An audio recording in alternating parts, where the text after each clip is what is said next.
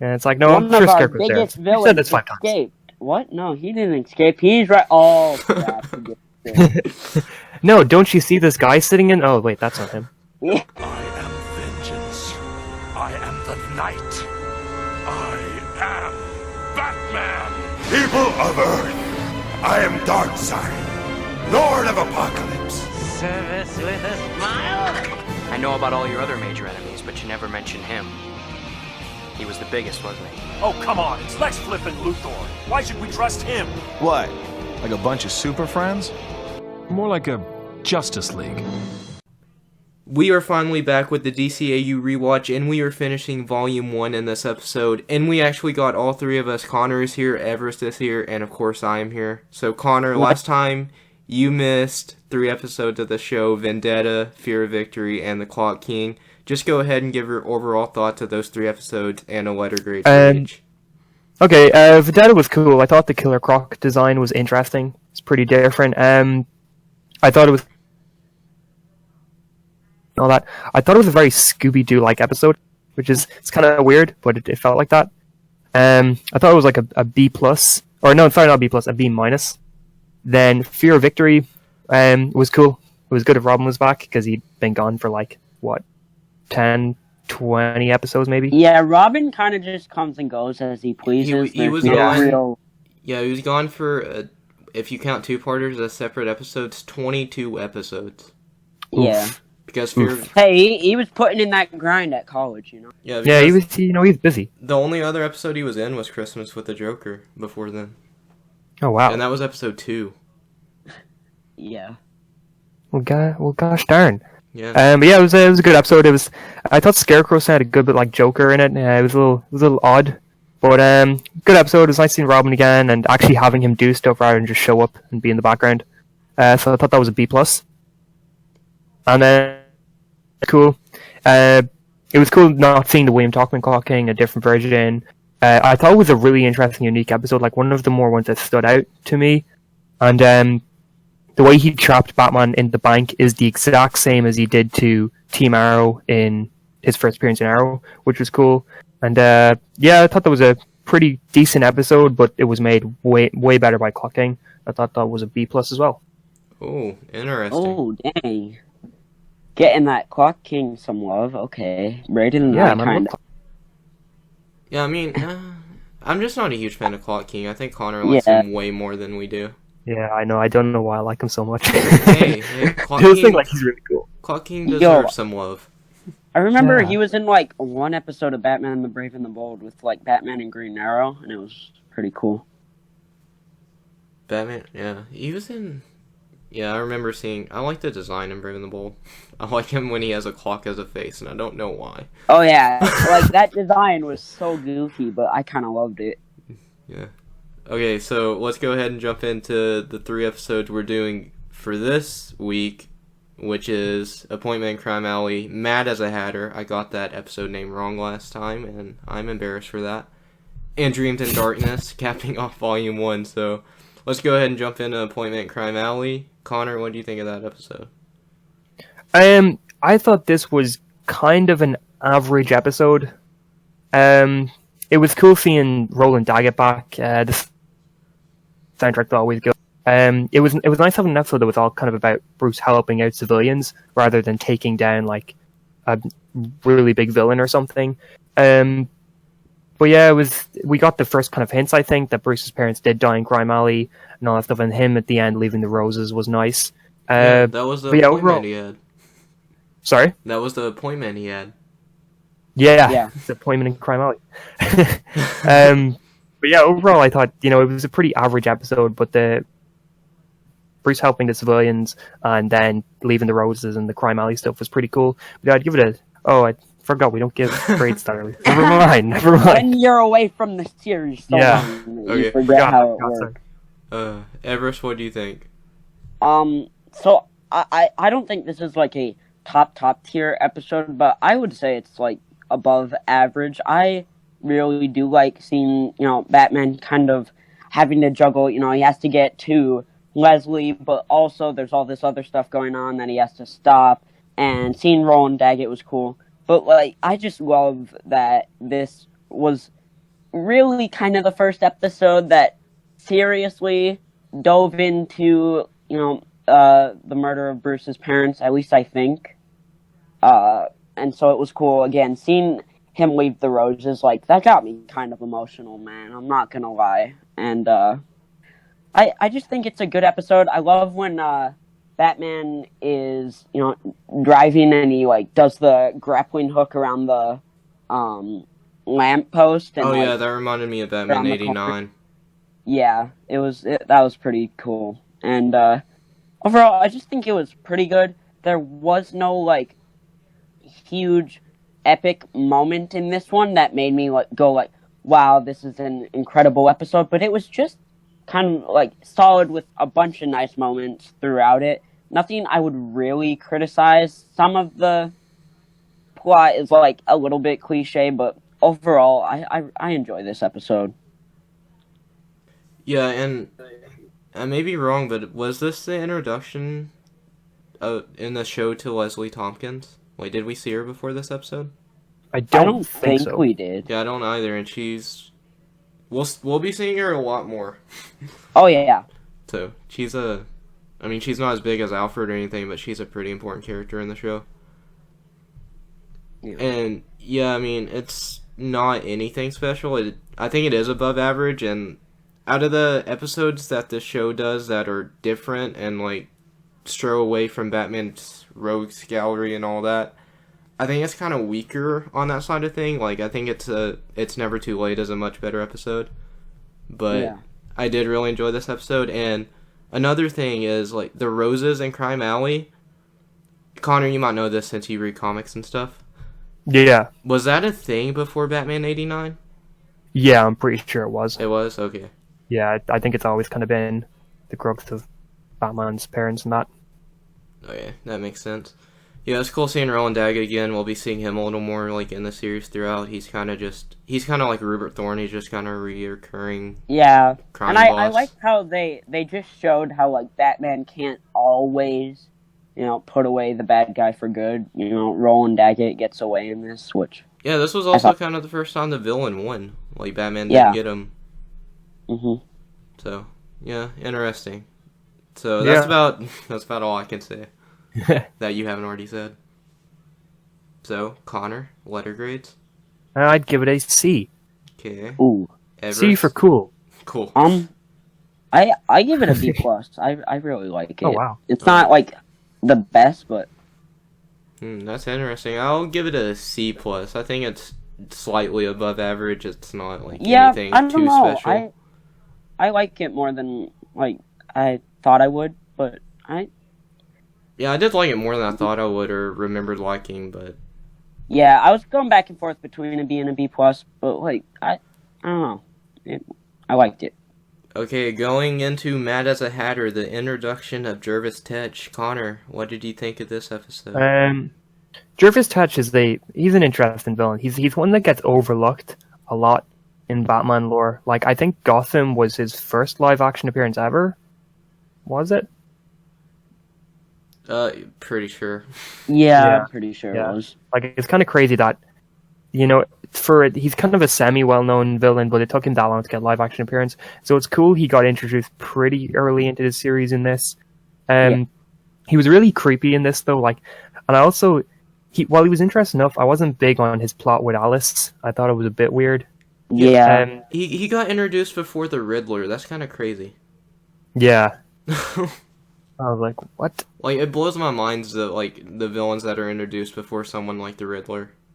Yeah, Like, the Riddler I don't know why they didn't really Well, dive into him at all. I don't know, they've said, like, the Riddler is a hard character to write good, so I kind of get it, but then again, like, you'd think you'd want one Riddler episode kind of early. Yeah, Because he's definitely. such a well-known villain. Mm-hmm. Okay, Because anyway. I don't think there's been a bad Riddler, to be honest. I think every Riddler we've seen, like, in the games or in live action is pretty good. Yeah, I mean, I don't like Jim Carrey, but that's just me. Oh.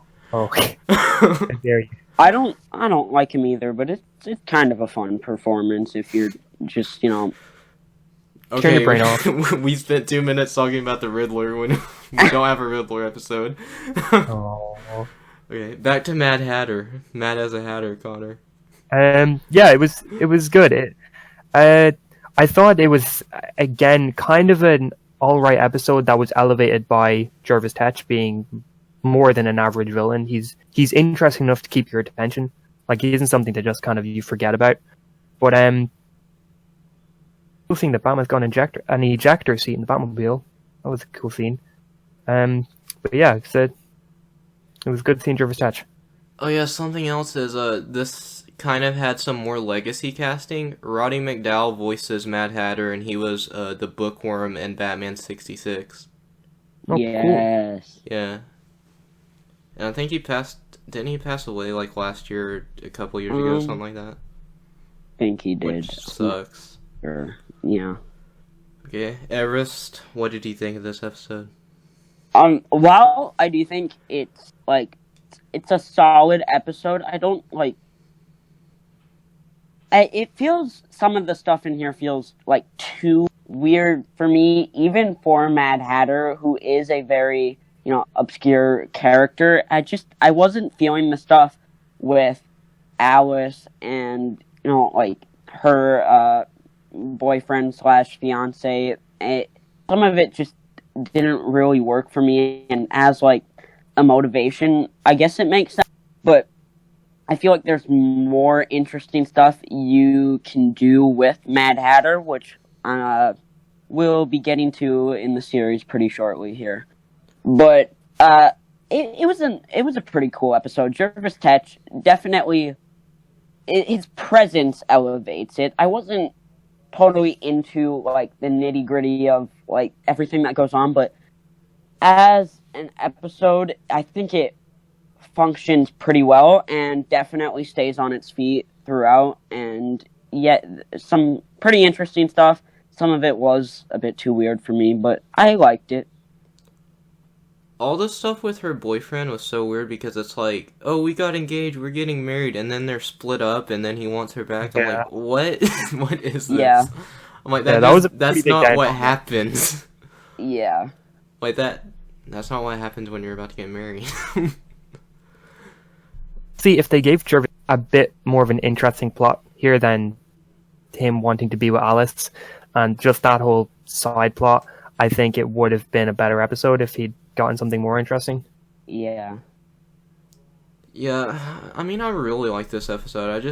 I loved Mad Hatter in this series, and this is really the only thing I've ever loved Mad Hatter in. The show, actually shows him a lot of love. We'll be seeing quite a bit more of him. He had a dope level in the first Lego Batman game. Yeah, he did. That was one of my favorite levels, not gonna lie. Yeah, I remember liking it. I remember he looked like a leprechaun in that game. Oh yeah, he did. Yeah, and when he mind controls the guys in the park, and he just tells them to, what does he say, jump in the lake or pond or whatever? Because I guess he can't say go jump off a bridge. Yeah, kid show people. They can get guns and sexual innuendos but past the censors, but they can't get jump off a bridge. Yeah. They can get Joker saying it'll be more fun when the train crashes because Summer Gleason's mom is on it past the censors, but they can't go jump off a bridge. It's ridiculous. That was the 90s, I guess. Yeah. Yeah, I can't really add too much more of what you guys said. I think it was a good introduction episode. I mean, there have been a lot of good introduction episodes for villains. Yeah.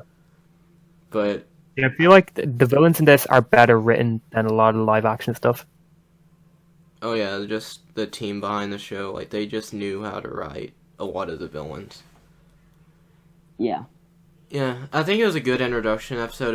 It's not the best Mad Hatter episode, but I think it sets up him as a character well and kind of shows you what can happen with him in the future. And yeah, the whole Alice thing has always been kind of weird to me, so it didn't really bother me in this episode because that's what I'm accustomed to with Mad Hatter. So. Yeah. It's you get Mad Hatter, you probably get the Weird Alice stuff. Yeah, and I really like Roddy McDowall as the voice. I think his voice just fits that character. So, yeah, let's go ahead and give that some letter grades. Connor, what would you give it? I would give it a B minus. Okay, Everest. I would give it a C plus. I think it's pretty solid, but I don't love it that much. Well, I'm kind of like Connor here with Appointment in Crime Alley. His was totally different. I'm gonna give this episode an A minus. Oh wow! Dang, Yeah, that's You really love yourself some Mad Hatter, huh? in the show, yes. Okay, so final episode of Volume 1, Dreams in Darkness. It's another Scarecrow episode. Connor, what did you think? So this episode is the first one to air, isn't it? No, I think Cat in the Claw was the first one to air. It might be the first Scarecrow Oh. episode to air. If that's what you're saying? I don't know why this one then, because this is the only episode of the show that I had seen before. Really? Because I tried to watch the series about a year ago. I think it was like last November. I tried to start watching it, and this was the first episode I saw. And I thought I was watching it in air date order. I must not have been. I must have been watching in some weird order. But yeah, so I'd seen this one, and I was like, this does not feel like this should be a first episode. And then I went back and saw that like there were so many different air date orders. I was like, okay, I'm not gonna watch this for a while. And I just stopped after that. But yeah, this is might the have one been I'd like seen the before. first episode to air in like Ireland or something. It wasn't in Oh, America, maybe. though. I can tell you for a fact that it wasn't the Okay. first episode to air in America. I don't know what order I was looking at. Air order. Yeah, this But, would be a really weird premiere. oh yeah. It'd make no sense. I was like, this is weird. Mm-hmm. Why are they showing this? But yeah, it's like a Smallville episode was very similar to this. I think it was like season 6, episode 12 or something, where Clark was in an asylum and he was made to think that everything was about Krypton and all that was made up. It's like that, Bruce is in Arkham and he's made to think that the whole Batman stuff is, not legit. And I thought the guy he was fighting looked like something from New Genesis. Am I doing one think of that? The driller guy? Yeah, I thought he looked like something that would have came from Apocalypse or New Genesis. I gotta go look at it. I don't know. Keep talking and I'll look at it. Okay. I liked the bit where he crashed the Batmobile thinking he was hitting Robin. It's like Robin's always there in his mind and stuff like that, even when he's going crazy. And I was surprised Scarecrow episode already, because didn't we have a Scarecrow episode not too long before this? We literally you literally Victor. just talked about one. It's one of the episodes you missed. We did, didn't we? 4 episodes back. Yep. I just scrolled back up there and saw it. Never mind. moving along. It's like the fear it's parts like were they cool. were like, okay, what can we do for a finale? Like, we can't use Joker again. We've already used him 4 times. Let's use Scarecrow. It's like- we can Like we can Riddler, still Bane. put- There's tons of villains we haven't done yet. Nope, Scarecrow. I mean, I think it works good as a cap to a volume, just because of the fear toxin and stuff. He can see a lot of his, like the scene where he sees all his rogues gallery in the tunnel. Yeah, that was cool. Like Like the he's- giant penguin, and then Yeah, like turns the to rat turns to Two-Face, Joker, and then he sees Penguin, and like, doesn't Penguin's head pop and he turns into Two-Face? Yeah. Yeah. Like, that's kind of violent. That's kind of dark. Yeah. Yeah. Also, Arkham does a terrible job of keeping Scarecrow locked up. Oh yeah. Yeah, and not Like, more noticing so that than he's those gone. And it's like, no, One I'm sure of our Scarecrow's there. biggest He villains said this 5 times. escaped. What? No, he didn't escape. He's right. Oh crap! He did escape. No, don't you see this guy sitting in? Oh, wait, that's not him. Yeah. But yeah, thought it was a good episode. I liked it. Also, yeah, he also, when he's under the influence of the fear toxin, he sees like the giant gun that killed his parents, like Yeah. through the tunnel. Yeah, that was crazy. That was dark too. Like, this is a dark episode. Yeah. And yeah, I think it's actually really good capping off the volume. So, Everest, what do you think? No, I agree with like a lot of what Connor said, and I agree with you too. Like, to cap off this volume, it definitely works, and I always like when Batman has to overcome something like fear toxin using his will and that stuff. And so I think it does work good. I don't have that much to say about it, but like I did like it, and I feel like it's such a like Batman move to have the antidote and then not take it because you don't want to be out of action for 2 days, and then you get all of it. It was just very Batman, and it is pretty dark. Overall, I think it's good. I think it's really good. I love this episode. It's my favorite Scarecrow episode so far, and it's my favorite Scarecrow episode before we get into the new Batman adventures, because it's weird that they did do 3 Scarecrow episodes in Volume 1, but we don't get another one until the new Batman adventures, because something happened with his voice actor. Like, he got some kind of sickness with his throat or something and couldn't really voice act. Gee. So I'm glad we got this episode, because it's the last Scarecrow episode for a while, and I think this show's version of Scarecrow is really good.